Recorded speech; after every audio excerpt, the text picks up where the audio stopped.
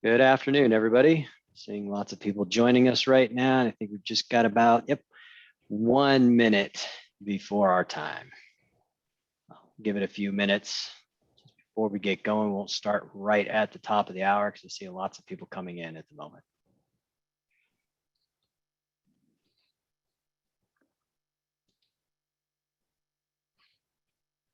Mr. Clark, how are you doing today? I'm doing great. It's good. It's good. Another day in paradise. Yep.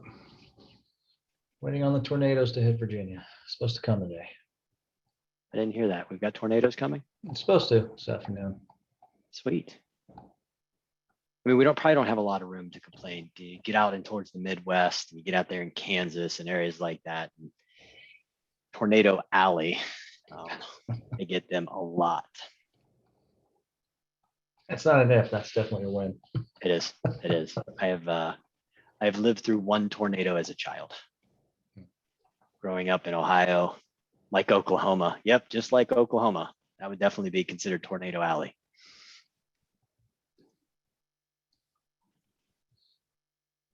It's a weekly occurrence in Kansas. I've heard that. I actually went to school in Kansas. Lived out there for a couple years in a little town called St. Mary's, Kansas, off Highway 24 between Topeka and Manhattan. It's the joke, the serious joke, the one blinking light town. It was a one blinking light town.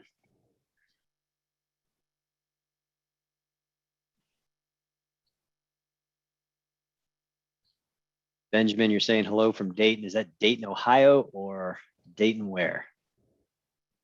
Oh, and look, we got Peter coming to us live from Chicago. Peter, Corey, and I were just in Chicago last week. Had a great time, went to a Cubs game, never been to Wrigley Field before. That was a highlight for me. Was really enjoying that. Did a lot of cool things in Chicago after the ASCII event last week. Hey, hopefully David heard about the tornadoes that are supposed to come this afternoon. Oh, and here we've got Steve coming to us from Pittsburgh. Steve, okay, I'm good. You're coming to us from Pittsburgh, but wow, if I've got to deal with a Steelers fan or a Penguins fan, I don't know how we keep you in the webinar today. Greg's from Arizona. Just got back from there. I went on vacation up to Sedona. My yearly vacation. Michael only gives me one vacation a year. Bill, I'm very familiar with that cabinet company that is in St. Mary's. That cabinet company has been there for years. It's a big employer of many people in that town. Thank you, Warren. Oh man, Warren's going to get my slide. Corey, we got one person saying, Mel saying Penguins fans can take a walk. That's what I'm talking about. That's it right there. Right off the cliff. Mel, we like you. I don't know what kind of discount we can give you, but for that, you get one, sir. See, Isles is a tough one for me. You got Trotz. Trotz is an amazing coach. Yes. Amazing coach. Screwed us over, but he's an amazing coach. Traitor, Benedict Arnold. I'm going there. He left us. Go Astros. So funny story. So as a kid, I played basketball, I ran track and played baseball.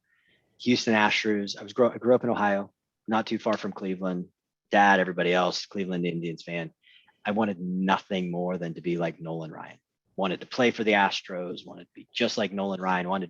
I sucked as a pitcher, couldn't do it. I was a shortstop, but that's what I wanted. I wanted to be just like Nolan Ryan. You want to fight? Was it Jose? Not Jose Canseco. Who did he fight? He got someone in a headlock and started. I don't know. Now here we go. Mel's bringing in Vanacek in the move.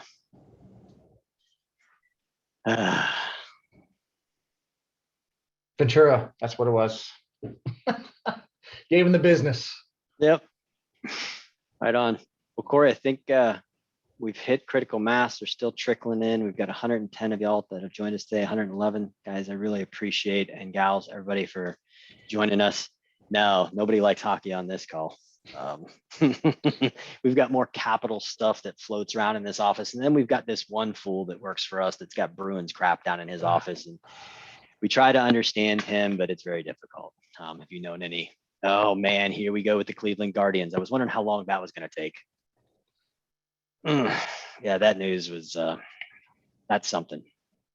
All right, well, everybody, I appreciate your time. We're not going to take any more of it. We're going to go ahead and get started. We're a couple minutes past the top of the hour. For those of you that don't know me, my name is Michael Crane. I'm the CEO and founder of the company, and we've got the illustrious, magnificent, amazing Corey Clark. Yep, probably too many words describing him now. I'm going to deal with this for a week. But Corey is our director of threat intelligence, runs our SOC team, and is kind of all things threat hunting and the weirdness that goes on that maybe it hasn't been seen before, but he will figure it out. Let's go ahead and get going, Corey. Oh, who are we? Besides really good looking guys with magnetic personalities and fantastic jokes. Been around for a while, been in business for 20 years, had several different life cycles. We've been a government contractor. We've carried facility clearances. We've been an MSP. We've been a VAR. Kind of got tired of the entire game.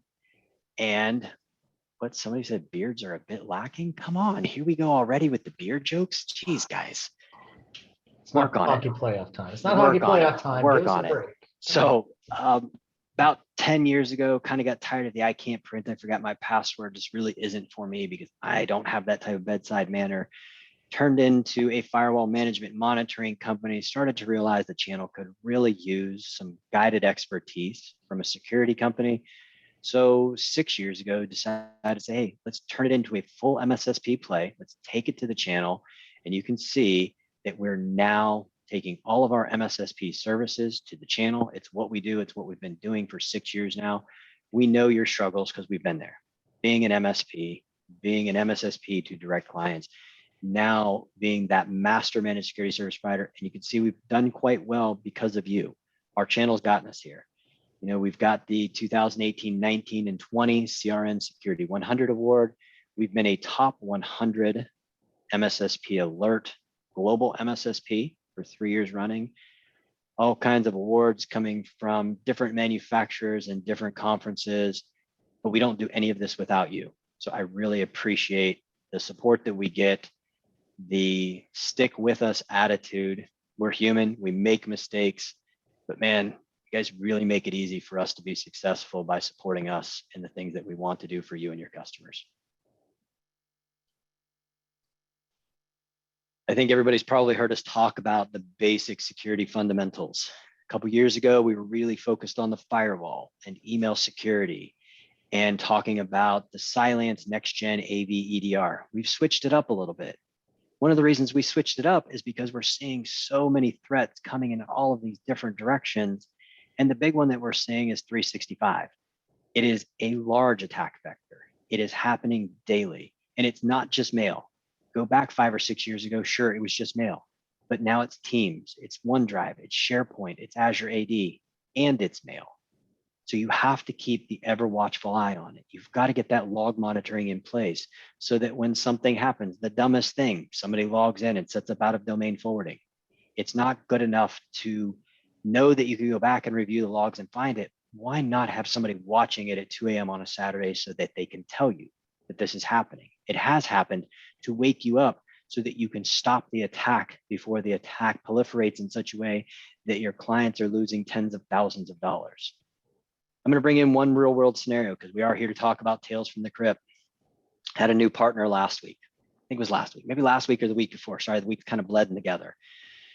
Brian and I are on a call. We're talking to this new partner. He's really interested in our services. He's really interested in what we're doing with Cylance, talking about the things that we can do around securing 365 and giving him better email security protection.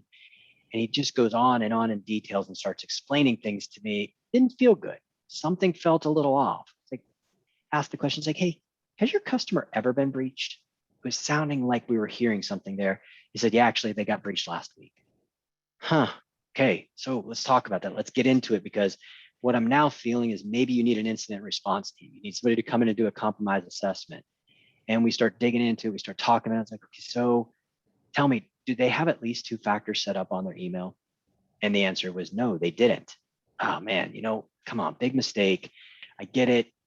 Everybody on this call has heard it. My customer says, it's too hard. It slows me down. It's an inconvenience. So my next question to them is like, okay, got it. Lesson learned. They got it turned on now, right? He said, nope, they still won't let me turn it on. And then he proceeds to tell me how he's been staying awake every night reviewing logs manually. I got a little frustrated in the conversation, not with him, but now I'm angry for him. He cares more about his client's security than they care about their own. It's their data. It's their information. If they lose it, it's their livelihood. I may have used a few colorful words and something along the lines of that they probably should fire that customer, adding a few colorful words to it. And I meant it. If they don't care as much as you care, how can you make them successful? That is a very unfortunate failure that customer is going to get hit again. Unbelievable to me that somebody would get compromised, knowing that two-factor could have helped it. Colonial Pipeline all over again. We've all heard it. Colonial Pipeline breach was preventable 100%. Well, they could have disabled the account or deleted the ex-employee, but if they had two-factor authentication on that VPN, they may have breached them in a different way, but they certainly wouldn't have breached them that easy way. We will get called back in for this customer. There will be something that happens that they need an incident response team, and we will be there. And it could have been a simple pay me a little now, or actually pay me nothing and take the advice, turn the two-factor on, or pay me a ton of money later, because now I've got to come in and do everything that's going to take to get you back going. This is a very unfortunate one. I think everybody's probably see it. Somebody on here said, yep, my clients refuse to FA. If you can't get them to go with you, I believe you have one of three options. I don't like the third option. The third option is suck it up and move on. I don't think that's a good option for you. The first option is if you can afford to fire them, fire them. Make them understand that the tail cannot wag the dog. You have to do your job, and therefore they have to do theirs. If that's not going to work for you because you can't get rid of that income, and we get it, it's hard to let go of income, especially if you don't know where it's coming from next, then do the second thing. Have a piece of paper that indemnifies you, that you get them to put a physical signature on that says, I have said, I have told, I have educated that these are the best practices, and you're telling me no, and you're saying, I don't want it. Get that waiver in place. That way, you can come back when they come back and put a really hefty price tag in there. Tell them that the cleanup efforts from what they're denying is going to be $450 an hour, $525 an hour, something obnoxious. It's a psychological opportunity for them to pause and understand they're accepting their decision. It's terrible that this is happening, but it is still happening.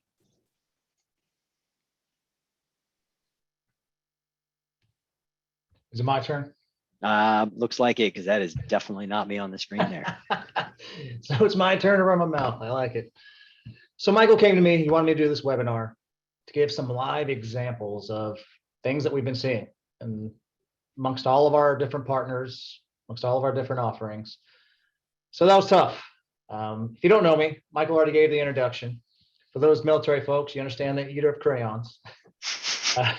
Sign in the background behind him explains it better for those of you that don't understand. There you go.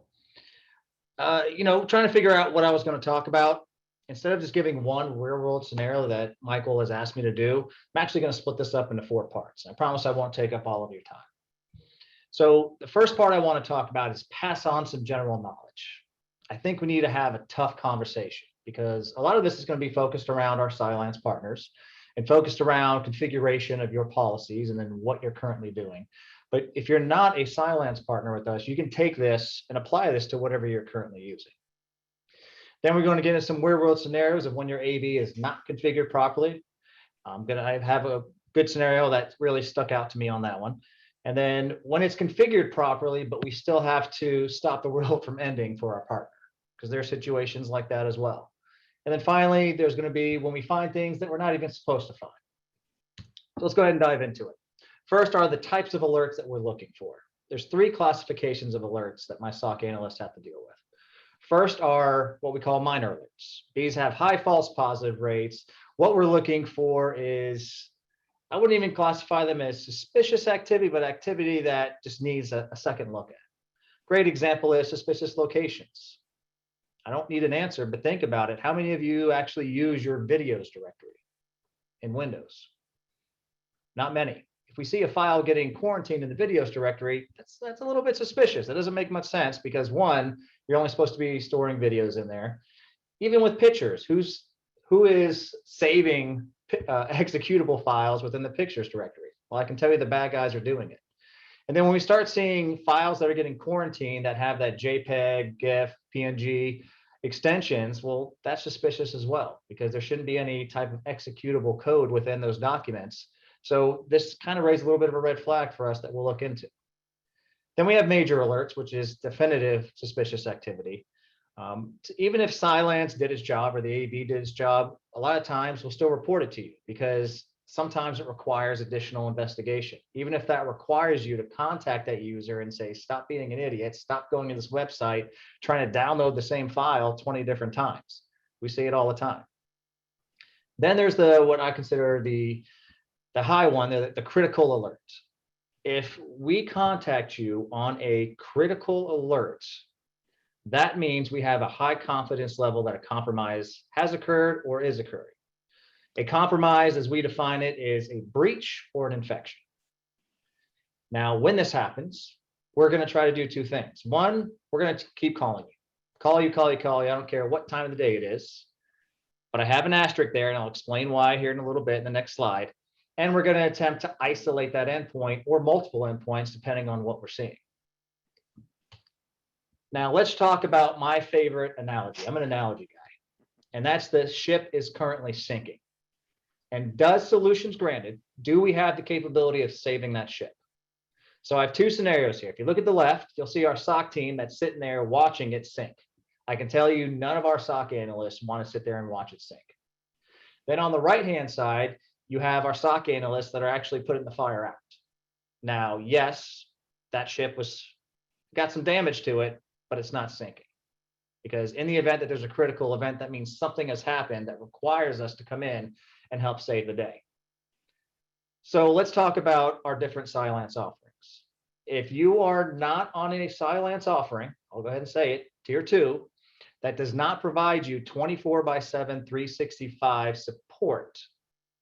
So when I say support, that means if you're on tier 2, you only get 8 to 8 Monday through Friday, East Coast time. That is your SOC support hours. If something happens after those times, we'll still contact you, but what we're going to end up doing is we're going to send you an email saying, hey, your ship is sinking. And unfortunately, we don't have the authorization because you're not part of that actual offering that we can't isolate. So all we can do is send you an email and hope that you're going to wake up from us sending you that email. Then the next option we have is tier 3, right? Or MDR. With those offerings, you are afforded 2 different EDR components. One is Cylance Optics. The other one is our Active Ready Response Agent. If we see a compromise happening, we're going to immediately start isolating using one of those 2. But if you didn't install any of those, we can't isolate. So even though you're paying for the EDR, but you never installed it, all we're doing is watching the ship sink because there's nothing else we can do. We're going to keep calling you, but how about that do not disturb that a lot of people apply on their cell phones? Again, I don't need the answer, but I want you to think about it. When you go to bed at night, do you put on do not disturb? If you do, I put a cell phone, or I put a telephone number right there, 703-565-2395. I put it in bold, red, I pointed arrows to it. This is the only number our SOC is going to call you. Because I can't tell you how many times we've called, voicemail, and then maybe the next day in the afternoon, because it's a weekend, we get a call back saying, oops, I was on do not disturb, I didn't see the calls. Corey, does that really happen? It happens, unfortunately, all the time. Yeah, it's unfortunate. You know, we're doing it. We're there. We're trying. So think about what he's saying. You know, really put it in there. I know as an iPhone user, it's there. My phone will do it for me auto-magically. I've got a time frame set up. It'll just go into the do not disturb mode, and in the mornings, it'll bring itself right out.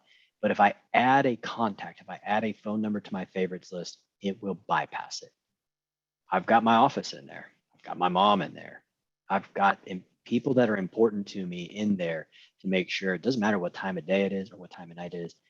We would like to think that we are that important to you. We will not, I promise.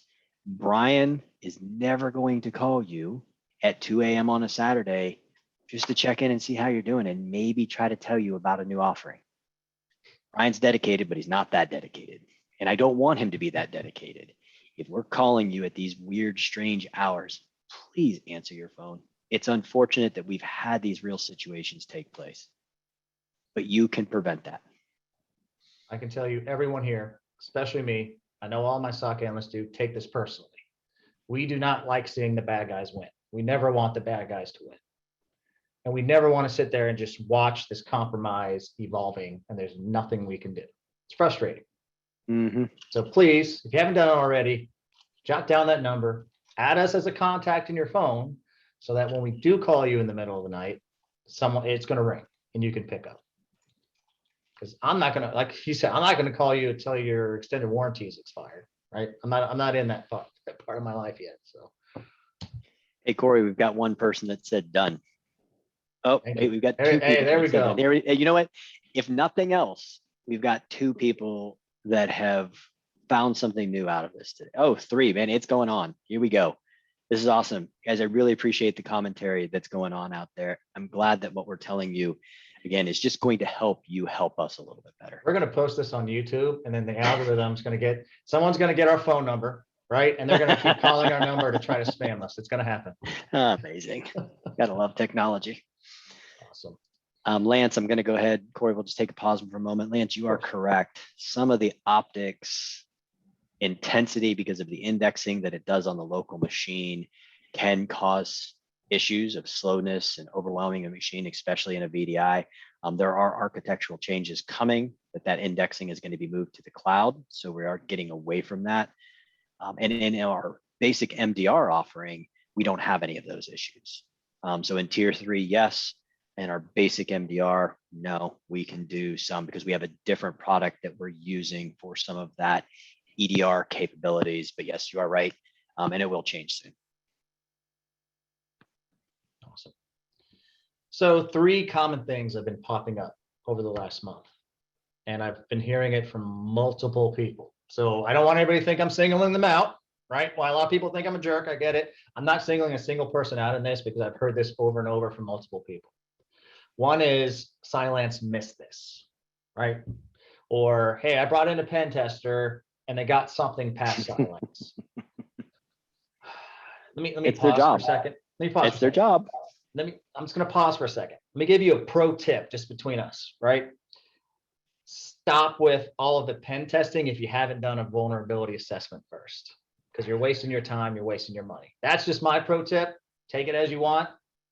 Do a vulnerability assessment first before you do the pen test. Yeah, for sure. Okay. So, and guys, I think if you're really dealing with a great and reputable organization, so we do this. People ask us all the time, can you do a pen test?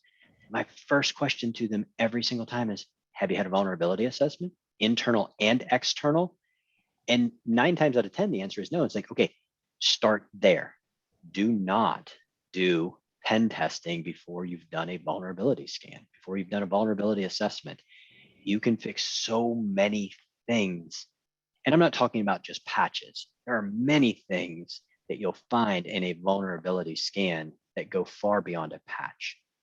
So ask the question, challenge the person that you're about to spend thousands of dollars with to do this pen test. Don't smile and nod because they will take your money. Okay, so let's address those first 2 statements about pen tester got something passed or Cylance missed this. When I hear these questions or statement, the first thing I look at is, okay, is this something that the antivirus was even supposed to do in the first place? And if it is, do you have it configured to do so? So far, I don't know the exact number. Let's say I'm 10 for 10, right? Where someone has approached me with this, we looked, and the pen tester ran a script through the PowerShell console, successfully, but yet the silence policy is not configured to block PowerShell console. So is this something missed, or is this something that silence did exactly what it was supposed to do because that's what you told it to do? Right? Or pen test scenario, did you get this pen tester admin rights? One of my guys, he said it best to me yesterday when he was like, so you bring a pen tester in, you give him admin credentials. So that's like letting a murderer into your house, he kills everyone, and you ask, well, why didn't my security system stop it? Okay. Because in the end, a breach is a breach is what I always say. I bet you a lot of you didn't count the number of asterisks there. You thought I was saying something else, but a breach is a breach. You had to explain it to me earlier because like, ooh, I know that I've got a flair for the colorful language, but yeah, I'm glad he told me that earlier because I thought he was going somewhere else with it. A breach is a breach. And unfortunately, I have to tell everybody, say, for example, I turn to the dark side, I start breaching people. If I can breach your environment and I have admin credentials, I can pretty much do whatever I want. If I have enough time, I can do whatever I want. I don't care what antivirus you have in place. I've already breached you. I'm already in your house. So now it's just a matter of time. And that's what we're helping try to fix and try to identify, right? If a breach occurs, they're already in, there's already a big vulnerability that's not associated with your AV. Now we're waiting for that trip mine to happen, that they goof up, and now they let us know that they're in the house. So now it's on us to try to respond, right? Start the isolation. A breach is occurring. Silence did what it could because it let off that tripwire there, but you can't associate a breach with an antivirus because there's nothing an antivirus can do about a breach. It ends up just being, like I said, a tripwire. Next thing we're going to talk about is, are you excluding too many things? This is another with those two questions or statements that I always get. And I look through the policy and they have a whole list of exclusions to include folder exclusions.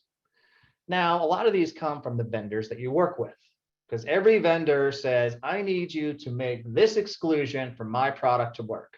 Just like all end users insist they need to be admins to run certain programs. All of that is BS. That is not true. When you make a folder exclusion or any exclusion within your antivirus policy, you are bringing on what I call accepted risk. Mm-hmm. Because you are telling that product, don't look at it.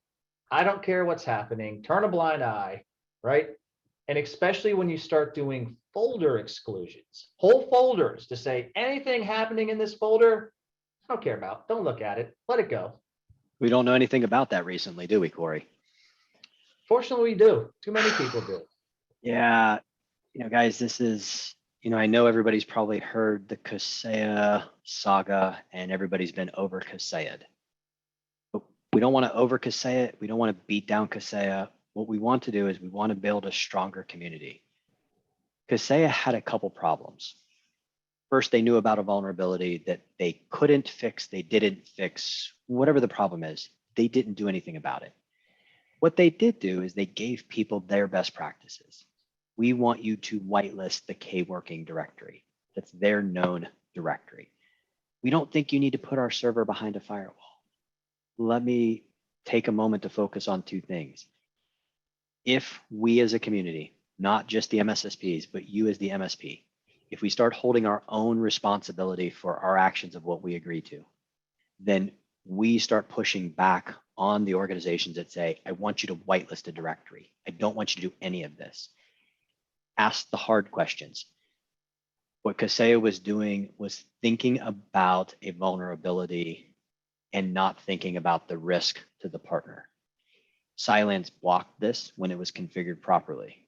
If you had just taken the scripts that you needed and whitelisted them and allowed the script control to do its job, the breach never happened because the script couldn't execute. Therefore, the malware couldn't download and it couldn't run and it couldn't do its secondary function of shutting down many of the Windows Defender capabilities and then executing.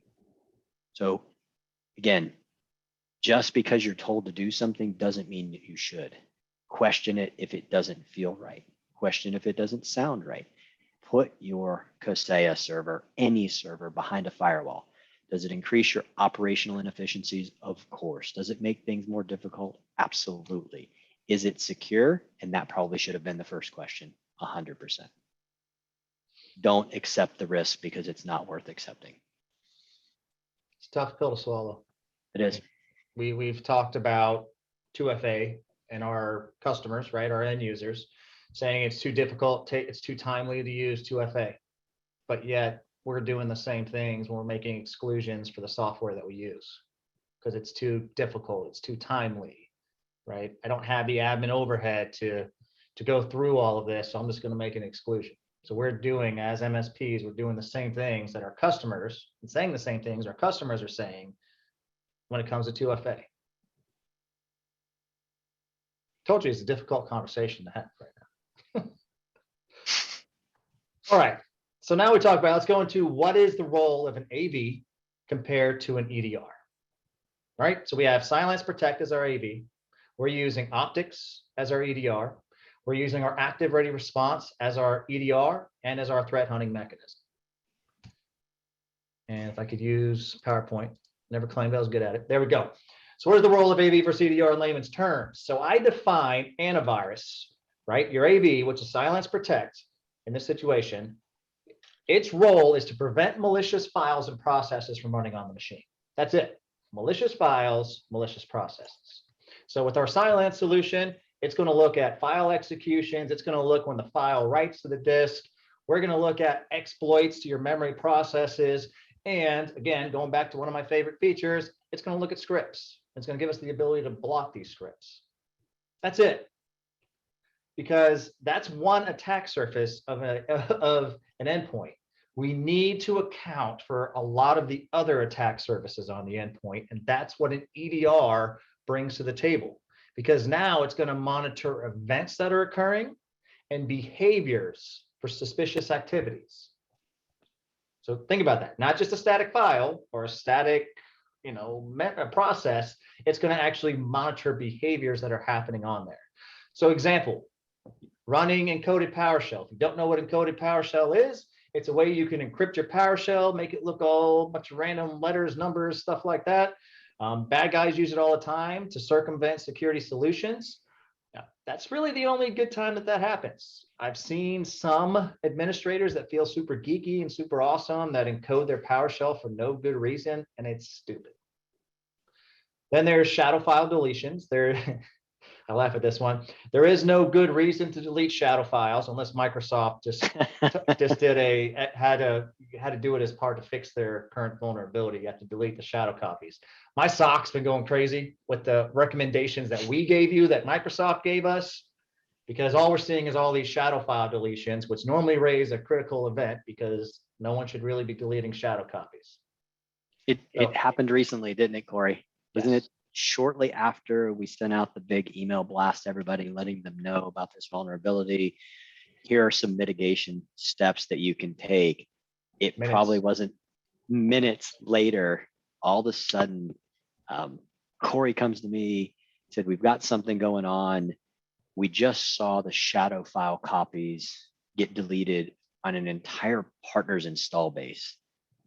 And I'm like, well, what the hell are we going to do? What's happening? It's like, well, they're getting on the phone, they're calling them. And sure enough, it was somebody acting quickly, doing exactly what we told them to do. We weren't prepared for it. But and the partner was thankful. Hey, I really appreciate you calling. Thanks. Maybe we should have told you, but maybe we should have known. But either way, we caught it. We knew it looked suspicious, and we called. Yeah. So it's good that we were there for it, but it was also a little bit of an aha moment. It's like, yeah, we just told you to do it, but we're going to call you anyhow. Yep. Same's true with event log deletion. Most bad guys, when they breach an environment, when they first log in, they're going to delete that event log that says they logged in. Right? Get rid of the breadcrumbs. PS Exec, if you're not familiar with what that is, it's a very powerful admin tool. We block it in our environment because we don't use it. So if you need to know if PS Exec is being used in your environment, and that's a behavior. Or local account creation. Very common foothold they can leave, or persistence, is when they breach your environment using a Windows account or an AD account, what they're going to do is they're going to create a local account to maintain command and control of that endpoint, because they know that that password for that domain account is only good for so long. And so they want, and think about it. If you're monitoring accounts, you're monitoring domain account usage. I always ask this question in my demos. If you ever sat through my demo, when's the last time you looked at the local accounts that are sitting on the machine you're on right now? Pro tip, if you don't know how to, just open up a command prompt, net space users. Look at all the accounts that are in there. Did you create those? Are those there for a reason? Something to think about. Hey, Corey, somebody just asked, and I think we just went through this recently, about deleting of shadow copies.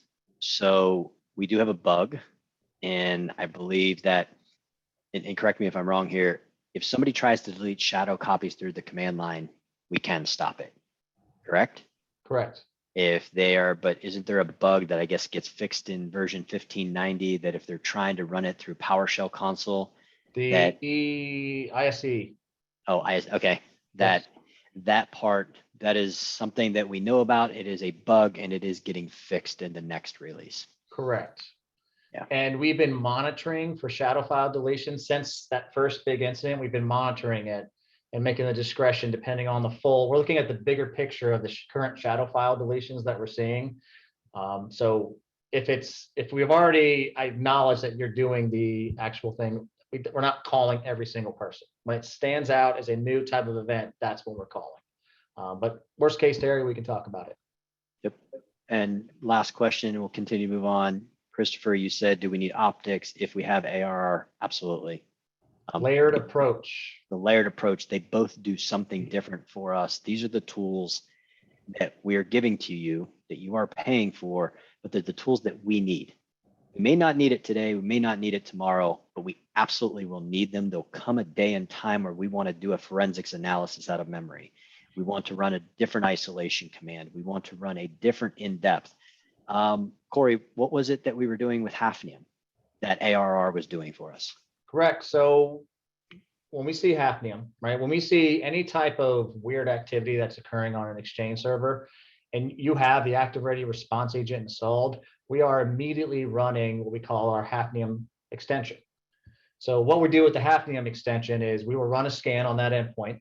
What it will tell us, it will check YAR rules across known bad ASPX files. It will tell us every ASPX file, that even if it doesn't match a YAR rule. It runs commands to look to see if this machine's been compromised by scanning through logs and outputting information to say, hey, May 15th, this is when you were first compromised. They were also connecting to it on this day, this time, this day, this time, this day, this time. And so we're getting a huge evolution, a huge picture. A lot of it's what Microsoft recommended you do with Hafnium and a lot of people didn't do. That gives us the ability to run that scan. Now we're also adding our own twist to this. We're checking your current Exchange version, right? Making sure you're patched to the latest version or that you're not vulnerable to Hafnium in general, right? So that's a lot of things that people were doing when Hafnium was at its peak. Was they said that they were patching, but when we ran a check on the version, that showed that they were on the right version. So the question was, did you reboot the server yet? No, I can't reboot the server. Then you didn't patch Hafnium. So really critical, important, and these are real live stories where we have had partners that said, yes, I patched, didn't restart, and the vulnerability was being exploited and things were happening. Correct. So I was having a conversation yesterday with our new director of sales and marketing. And, again, I love analogies. I explained to him when it comes to what I call our EPP solution, right? We call it Cylance Tier 3, but in the end, it's an EPP solution because we're not just using one product for this. And I said, our partners don't pay us for the products that we are using. They pay us for our service. The same if I hired a carpenter to come work on my house. I don't care what tools he's using. I'm hiring that carpenter for what he does, right? For his services to come in and his skill set. I don't care what tools he uses. Now, understanding how carpenters work, he has many different tools. He doesn't have one tool that will do everything for him, right? So I use the example of, okay, if I need to replace some boards on my deck in the back of my house, right? I have two different drills. And it's like, okay, I can use, they can both undo screws for me, right? But one works better than the other. Both can do the same thing, but if I can use them both in tandem, where I'm using this one to make sure I don't break the screw, right? But if it gets stuck, then I'm going to use this more powerful one to really get the other one out. It's the same thing of what we're doing with optics and active ready response, right? It does prevent some layers, right? There is a little bit of overlap, but we have found that this is our best solution to account for the most attack surfaces in the EPP solution. Now, I hit a little thing down the bottom right, right? So we talked about the role of your antivirus, the role of EDR. This is not a catch-all be-all. You can't just say, hey, I got antivirus and EDR on my machine. I'm safe. I don't need anything else. So it's, unless you're every Gartner. Gartner seems to be telling everybody that the shiny penny and unicorn was MDR. They're changing their tune a little bit. Now they're moving on to XDR. You just got to read a little bit deeper between the lines, because they're telling us what we need, not necessarily what we really should hear and what we really need. I mean, last I checked, my antivirus, its role is not to prevent network communications from coming into my network, to prevent me from going to malicious websites, to stop phishing attacks hitting my email, right? This is why we have a security stack. You need a layered approach. So I challenge everybody to really understand the role that each part of their security stack is filling, because you're going to get those questions from your customers. Why do I need this? Why do I need to add on, email security if I have an AV? And you need to be able to answer those questions. All right, so let's get to some real world scenarios. What I was originally supposed to talk about. Now, this was difficult because we have a lot of real world scenarios and bad things that happen. So I needed to go back and figure out, okay, what are ones that I have enough screenshots and meat and potatoes to really talk to people about? All right, so we're going to start with when the AV solution is not configured properly. I want to show you what we're seeing. So starting with the first, sorry, I kind of skipped myself here. I should have looked at the next slide. When it's not configured properly, we're blind, right? In the end, if we can't see, if it's configured to not tell us something is happening, we never know it happened. So I'm going to reiterate some of the things I've already really ran my mouth about. Script control. If it's set to alert only, that's what Cylance will do. It will not stop that script from running. It will just say, hey, it ran, good luck. Or even worse, if you have it turned off, because it's too difficult to implement. Face value, it looks difficult to implement. We've been doing this for well over 6 years with Cylance. I have some amazing Cylance support specialists, engineers that will walk you through this. We've done this for hundreds and hundreds and hundreds of companies. We've kind of perfected it. And we've even went to Cylance and showed them how this is supposed to work in the MSP community. So give us the opportunity to show you how easy it is to implement this. Because I guarantee you, we're doing the exact same thing in-house. We're not asking you to do something we don't do. Then hitting it home again, install optics, install active ready response, so that we have those capabilities of responding, so we can account for those different attack surfaces, so we can get more alerts. Then look at your exclusions. Stop excluding common Windows processes. I was in a portal yesterday where someone excluded explorer.exe and run dll32.exe. These are the exact same processes. I'm going to show you some examples of them that the bad guys are using to exploit your network. So if you tell Cylance, don't look at that process ever, you'll never know that they're in there exploiting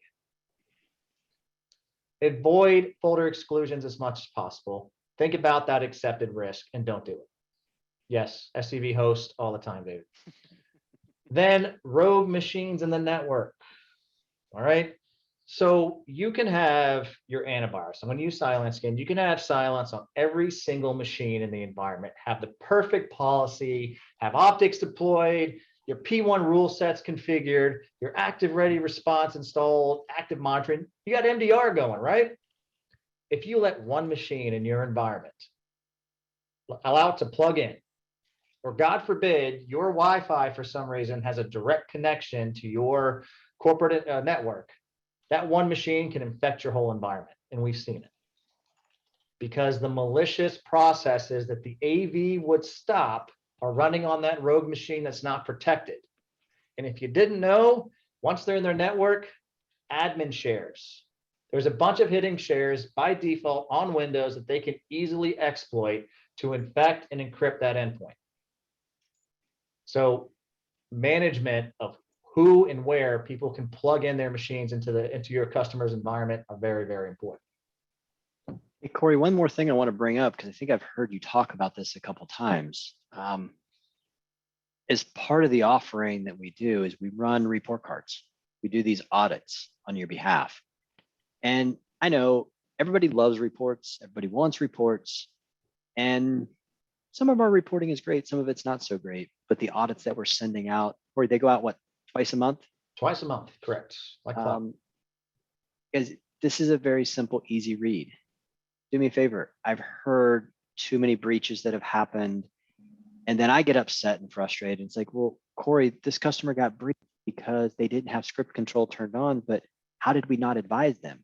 So now I'm coming down on the team. I want a copy of every audit report going back 6 months.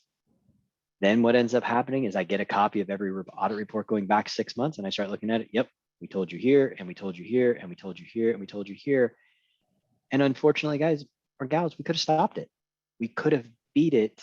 We need you to work with us. We don't want to tell you what it is that you have to do. We want to collaborate with you so we can tell you what you should do. We can't set policy for you. I mean, we could, and we will break things. You're going to be secure. Going back to the Dilbert cartoon earlier, that's not who we are. It's not who we want to be, and it's not really who you want us to be either. So real world scenario. Yeah, David, thanks, man. He said the report card was instrumental in identifying some misconfiguration area. So use it. Please read it. Don't ignore it and file it away. These are real world scenarios, and they keep happening, and it's unfortunate.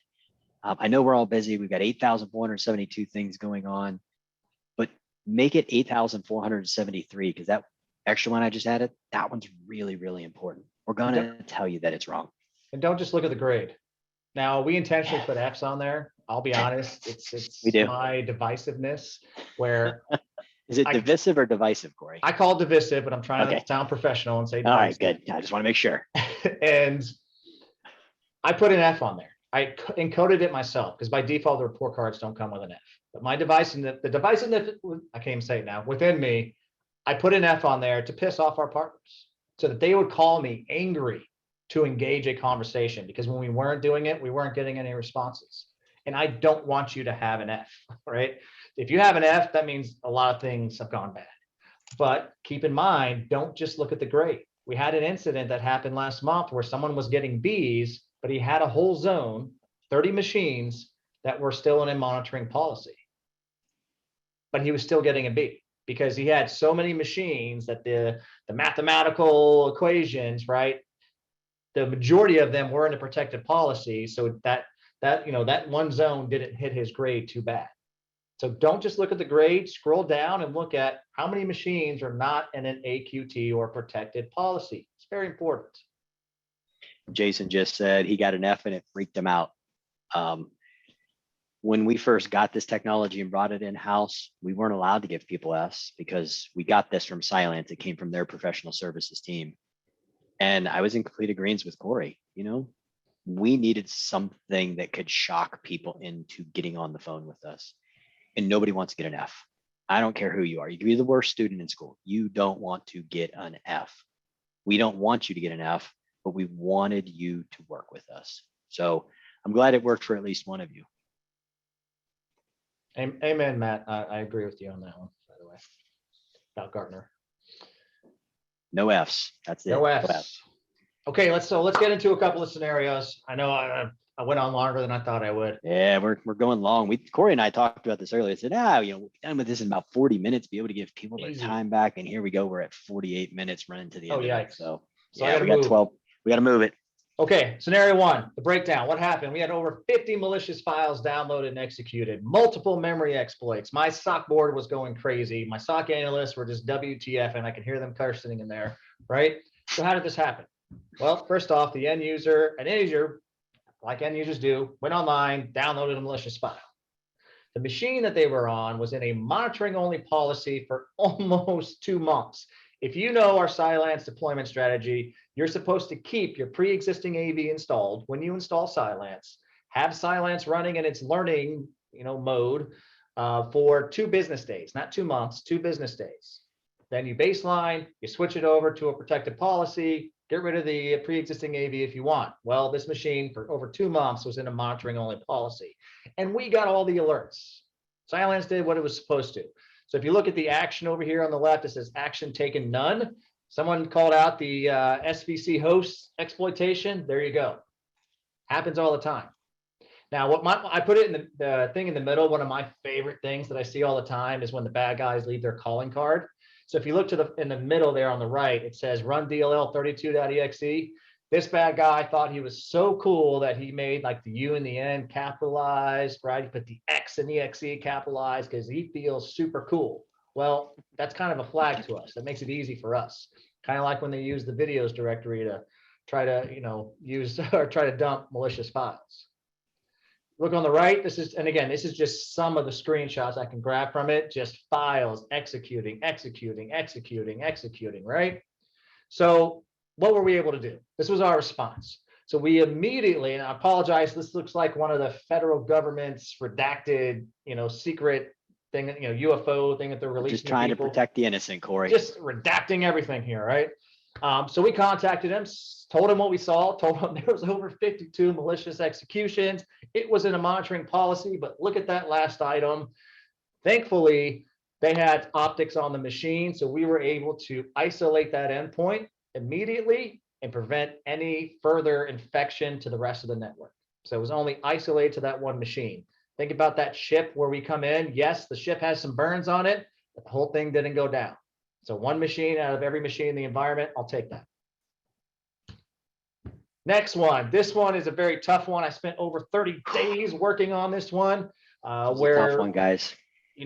We had a full compromise within the whole environment. We identified command and control to a foreign country, meaning a foreign country had full control over this network using Cobalt Strike, which I'll cover here in a little bit. We saw data exfiltration of important information, stuff that would get you in compliance trouble, meaning lawyers are involved. As my son would call it, HE double hockey sticks. Yes. Mimikatz executions. If you don't know what Mimikatz is, common tool they use to try to steal credentials. Once they steal those credentials, they're going to use that against you, and then they're going to sell it to every other jacknut on the dark web. Multiple memory exploits, of course. So how did this happen? Well, unfortunately, only half of the machines in the environment had Cylance on it. That's it. There were some machines in this environment for some reason that had a different AV managed by a different company. Well, I guess that managed didn't work very well because those are the machines that were hit. Lack of EDR in the environment, so we couldn't monitor any behavior. And then expired firewall licenses. You have expired firewall licenses, you have a glorified router. Come on in, doors open. Let's talk about that for a moment, Corey. One thing that the SOC started to do on this is they went to an immediate isolation task where we started to see these command and control and the Cobalt Strike. Yes, we shut somebody's server down. The individual from the organization called in wanting to know what was going on as we were trying to get a hold of them, and then proceeded to scream and yell at the analyst on the phone. Don't you ever, ever, ever shut me down again. I don't care what it is. That's a quote. Real world. I don't care what it is. Okay, sir, just so you understand, somebody's stealing your data. This is an active breach. You're losing right now. We stopped it. I don't care. Okay, we'll let it fly. Now, not where we want to be, not how we want anybody talking to us, but I will tell you that I am okay with not asking for permission, but for begging for forgiveness when we know we're right. I know that that's not what everybody wants. I know that our partners have said to us multiple times, and it's very few of them, can you please call me before you take action? When the fire department shows up at your house, they're not asking to put the fire out. They are doing, they're not asking. we are going to do. We're not going to ask when we are 100% certain and we can see it and we know it, because every second that ticks by becomes catastrophically more dangerous, more impactful, and it becomes more expensive. This is something that just happened. Yeah. Never in my life did I think that was going to happen that aggressively, but it did. That analyst takes his job as seriously and as personally as I do. And he was literally in my office saying, I never in my whole career thought I'd ever have someone talk to me like that and give me that reasoning that says, don't do it, even though I know it's blowing up. That he, like, literally this affected him. And he says it's going to affect him for the rest of his career because he never figured someone just didn't care that much. Again, it goes back to the very beginning of this. You really can't care more than your client cares.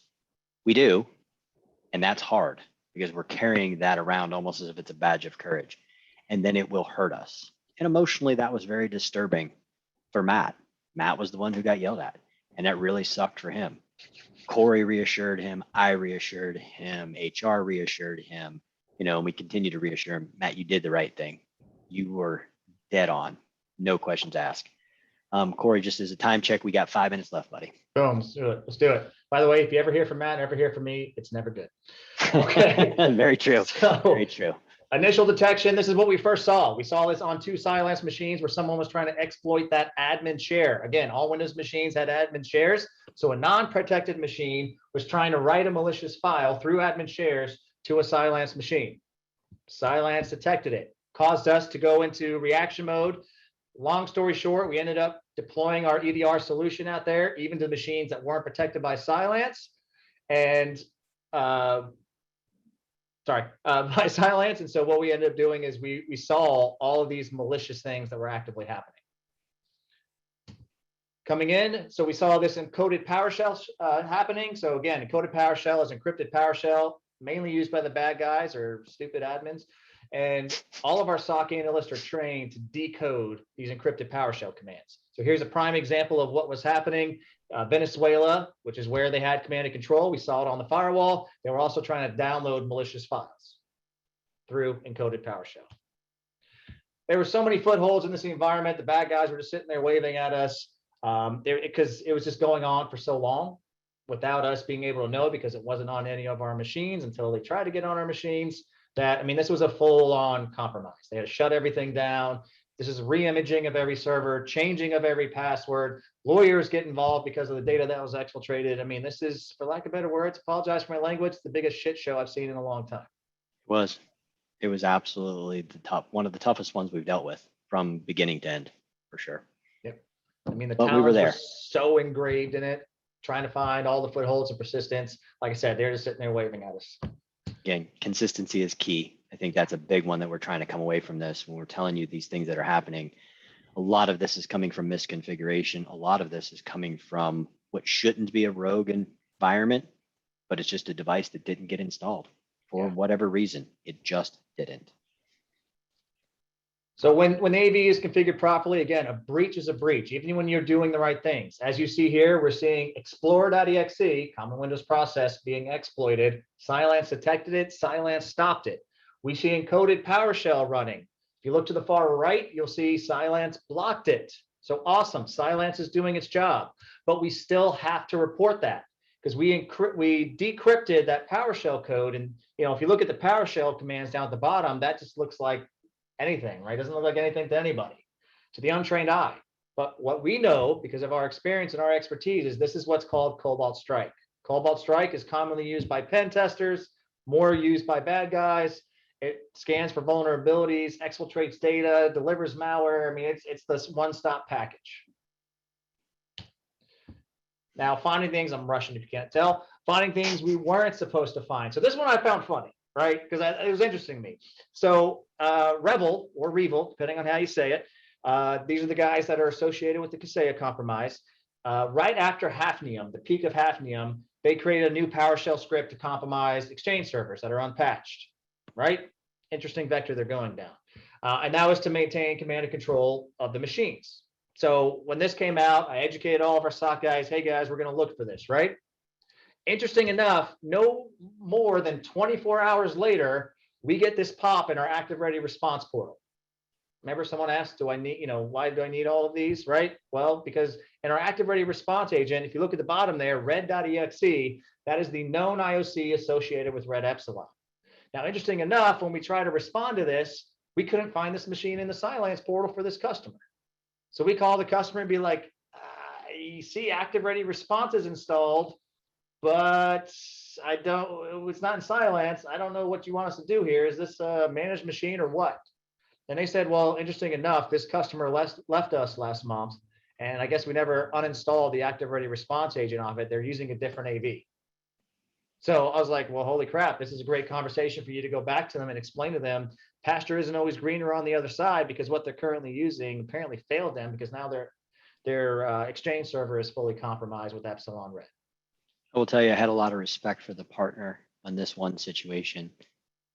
We were not advised that they were no longer a client. So we did our job the way we thought we should. But when we pick up the phone and we spoke to this particular partner, they picked up the phone and they still called the customer. They still did the right thing. That's the value and the power of being an honest, ethical, and powerful community together, that even when you're not getting paid for it, even when you know that that partner, that customer has left you and is no longer wanting to be with you, you still do the right thing. Still let them know. Maybe that took them 60 seconds. Maybe that took them 5 minutes.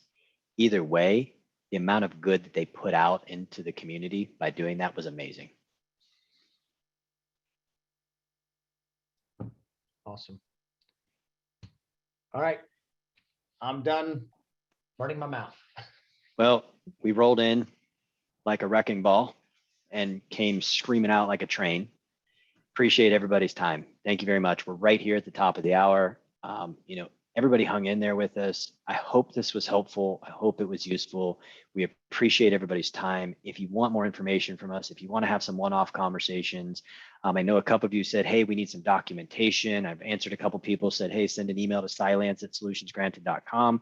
Let the team work with you. That's what we're here for. We want to make sure that you're configured right. We want to take care of you. Stay tuned. We're going to be doing lots more of these presentations. Yes, we're going to put the presentation up on our YouTube channel. So it's going to be out there shortly. We'll get a video and an email notification out on that as well. Again, I hope everybody is staying safe out there, keeping their clients safe. Please let us help you help them. That's what we're here for. Corey's good looks, my magnetic personality is not going to be the thing that gets it done. So let us use our big brains to help you help your customers. Corey, any departing words? No, you nailed it. I appreciate Right on. everyone for being here. Everyone, I appreciate it. Have a fantastic rest of your week and a good weekend. Well, Doyle Take rules. care. Doyle rules.